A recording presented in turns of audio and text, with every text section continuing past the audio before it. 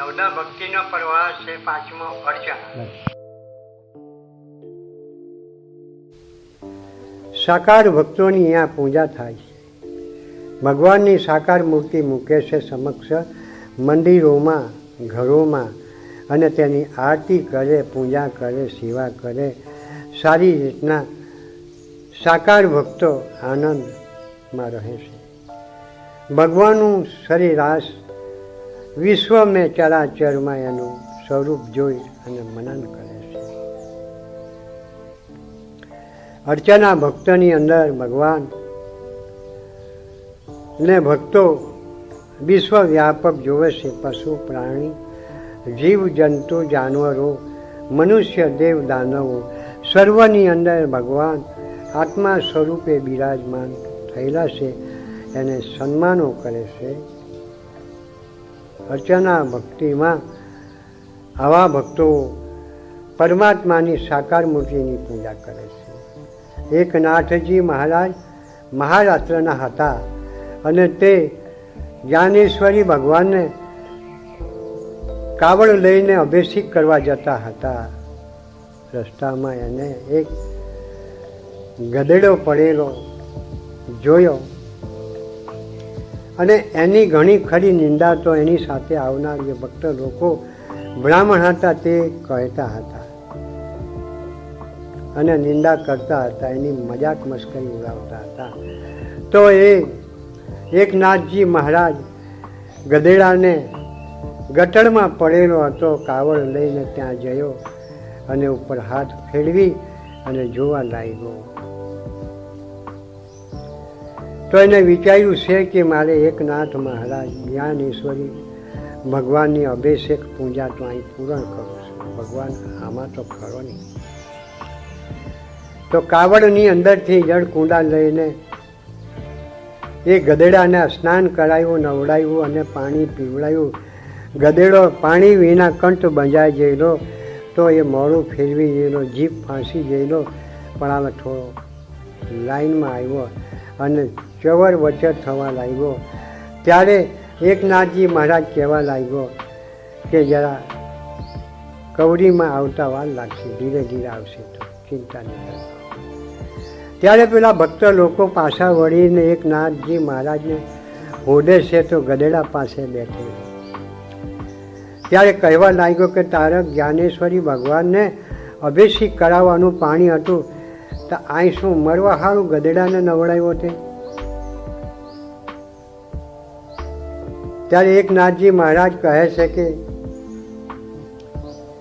ભલે ગધેડાનું રૂપ છે, ગધેડો છે, પણ અંદર ગધેડો નથી. અંદર તો મતલબ આ જગનો નાથ બેઠેલો છે પ્રગટ, જે વિશ્વવ્યાપક, જે જગદીશ્વર છે, જે વિષ્ણુ છે, તે નિર્ગુણ નિરાકાર અંદર વ્યાપી રહેલો છે. મેં સાક્ષાત્કાર જોયો.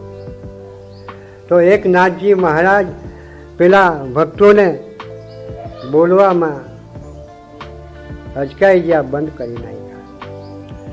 બીજો મહારાત્રની અંદર જ્ઞાનેશ્વરી મહારાજ હતો. જ્ઞાનેશ્વરી મહારાજ બહુ અતિ જ્ઞાની હતો. તેના રસ્તામાં પાડો મળ્યો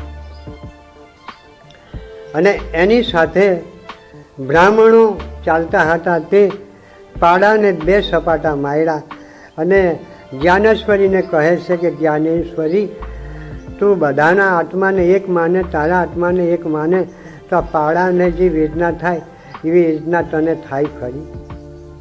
તો કે હા, તમે જે બે સપાટા માર્યા છે પાડાને, તો એ વેદના મને થાય છે. તો કે જો તારો આત્મા ને પાડાનો આત્મા જો એક હોય તો તારી વેદના મટી જવી જોઈએ અને પાડાને વેદના થવી જોઈએ. તો જ્ઞાનેશ્વરી મહારાજની વેદના પાડાને થવા લાગી. પાડો કૂટપાટ કરવા લાગ્યો, નાસવા લાગ્યો. ત્યારે પેલા ભક્ત લોકોએ માની લીધું કે જ્ઞાનેશ્વરી મહારાજે પરમાત્માને આત્મા સ્વરૂપે ઓળખી લીધો છે. ત્યારે પરમાત્મા સર્વવ્યાપક છે એ ખરી વાત છે, ખોટી વાત નથી. એનું સગુણ રૂપ છે. ભલે પશુ હોય, પક્ષી હોય, જન હોય, જાનવર હોય, પ્રાણી હોય, વાઘ હોય, વરુ હોય, જે કોઈ મસ્કસ હોય તો પણ એમ કે ખોડિયા જુદા છે પણ અંદર જુદો નથી. અંદર તો જગદીશ્વર એક જ વ્યાપી રહ્યો છે. તે એને પાડાને આત્મા પરમાત્માનો જોઈ અને આ બધું કર્યું છે. પેલા બોલતા ભક્તો બંધ થયા છે. બીજો એક મહારાજ આશ્રમે નામદેવ મહારાજ છે, તે પ્રવાસ જતા હતા. એની સાથે ઘણા બીજા પ્રવાસી જતા હતા. તે રસ્તામાં રાત પડી જતા ગામના પાદળ પર એક તળાવ છે. એ તળાવની પાડની ઉપર એક મોટું આંબલીનું ઝાડ છે. તે આંબલીના ઝાડની નીચે એંબર વાગ્યા તો નામદેવ મહારાજ રોકાઈ ગયા રાતે. અનેક ભક્ત લોકો પોતપોતાનું ખાવાનું અલગ અલગ બનાવે છે. નામદેવ મહારાજ તાવડી મૂકી અને લોટ બાંધી રોટલી કરે છે.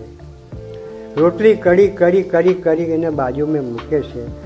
ગામમાંથી એક કૂતરો આવીને એની રોટલી 5 રોટલી લઈ ગયો.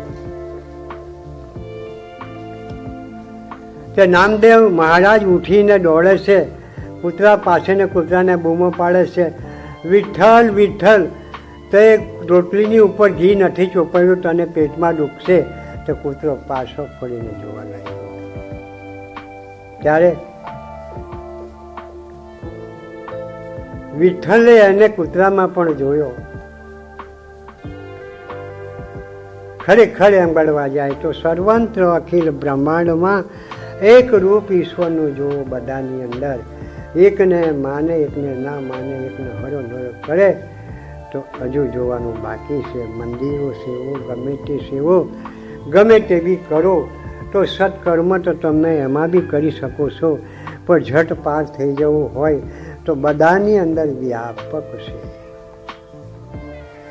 કોઈ શરાબ પીનાર હોય અને એનું શરીર શરાબ પીવાથી બગડી ગયું હોય પણ અંદર શરાબ નથી પીતો, અંદર તો ગોવિંદ બિરાજમાન છે. ત્યારે કીધું કે મારણ હાર ખડા તેરે સિર પર દૂજે કો ક્યાં દડે. તો પરમાત્મા સર્વંત્ર વ્યાપક. પોતે અમૃત પીવાની કલ્પના કરે, બીજાને ઝેર પાવાની કોશિશ કરે તો ઈશ્વર જોઈ રહેલો છે કે શું તું કરે. સપના જેવો સંસાર, એમાં લોકો ની જેવી બાબતો મેં ભાન ચૂકી વાત કરે. અત્યારના ભક્તિનો મહિમા આ છે. એક પૃથુ રાજા હતો. તે પૃથુ રાજાએ 99 યજ્ઞ કર્યા. પ્રભુ જેવી પ્રાર્થના કોઈ કરી, એના જેવી કોઈ પ્રભુનો સાચો એ ભક્ત હતો.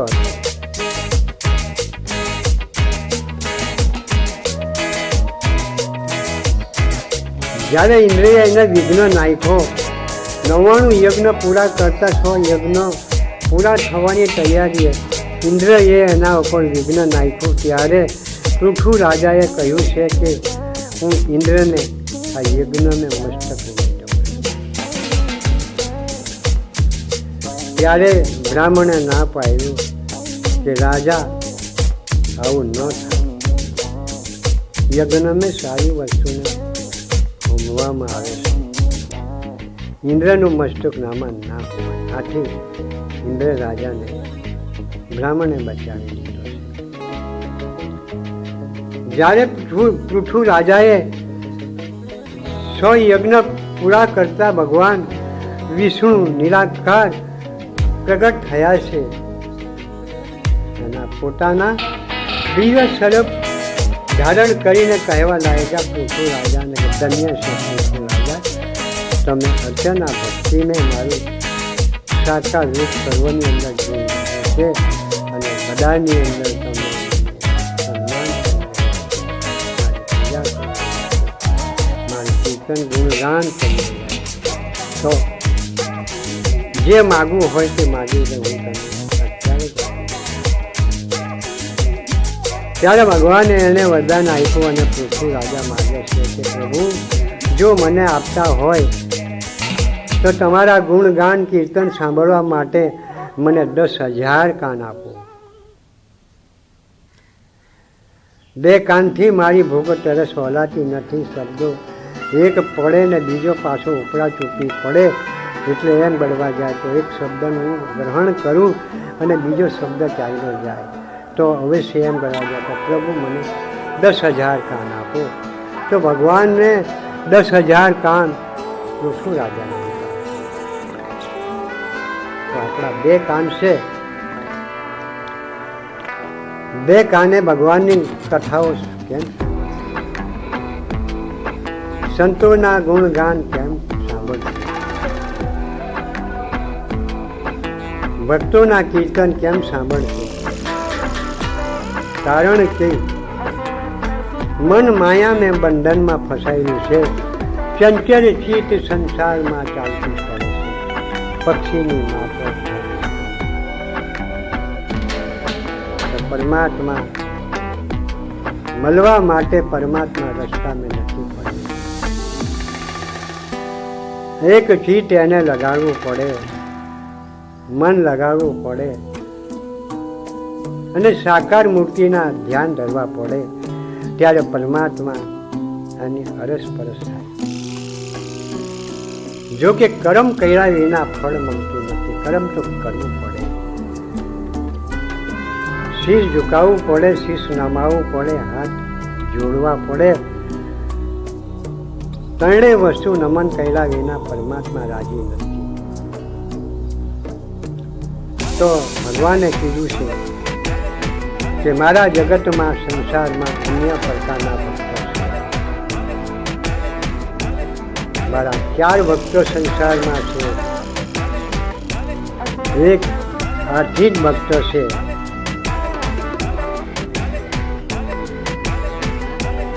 એક ધનાધીન ભક્ત છે, એક જિજ્ઞાસુ છે અને એક જ્ઞાની છે. તમારા જે આર્થિક ભક્ત છે જ્યારે સંકટ પડે, ભીડ પડે, ફસાઈ જાય ત્યારે પ્રભુનું સ્મરણ કરે છે, પ્રભુની સેવા. ત્યારે મારે એ એ ભક્તની પણ જઈને મારે સેવા કરવી પડે, તેમાંથી એને બચાવ કરવો પડે છે. જે ધનાર્થી ભક્ત છે કે જે ધન મેળવવાની ઈચ્છાથી મને સેવે છે તો હું એને ધન બી આપી શકું છું. જે જિજ્ઞાસી ભક્ત છે કે જે મને મેળવવાની બાબતમાં જ ઘર બહાર છોડી, ગામ છોડી અને કંઈક જંગલો મેં ભટકાતો હોય, પહાડો પર ભટકાતો હોય, તીરથ વર્તો કરતો હોય, એને મને મળવાની જ મતલબ જિજ્ઞાસા. અને ચોથો ભક્ત જે જ્ઞાની છે તે જ્ઞાની મને સર્વત્રથી બ્રહ્માંડમાં, વિશ્વની અંદર ચરાચરમાં જોઈને સન્માન કરેલો છે, મારું રતિ રતિમાં દર્શન કરેલો છે. એ જ્ઞાની ભક્ત મને અતિ પ્રિય છે. માટે હું ભક્તિના ચોથા પ્રવાહ અર્ચના છે એમાં જે મારું વર્ણન થાય તે જનતાના ભાવિકો ભાઈ બહેનોને લાભાર્થે આ રજૂઆત કરું છું વિડીયો મારફતે. જો સંસારના કામકાજમાં ગુજવાઈ નહીં જતા, કામ છોડીને પણ મારો વિડીયો સાંભળજો અને એનું મનન કરજો.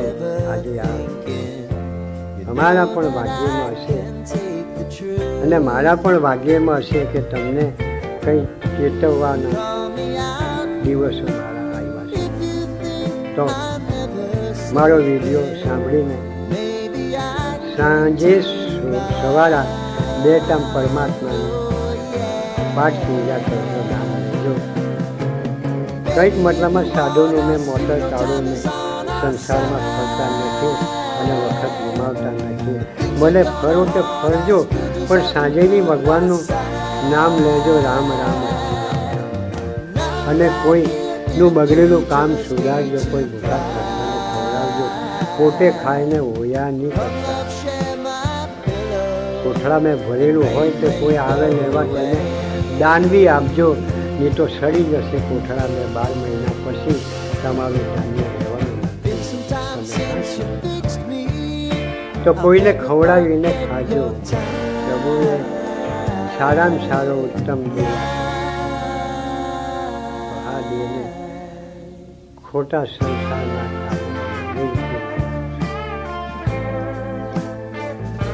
જ્યારે આત્મા નિવેદન ભક્તિ આવે છે, ભક્તિનો 9મો પ્રવાહ, તેમાં ચોખવટ બરાબર આપીશું કે કોનું છે ને કોને આપવાનું છે, કોણે આપેલું છે અને કોણ વાપરે છે ને હું કોનું રાખે છે, તે નવદા ભક્તિના 9મા પ્રવાહમાં બરાબર.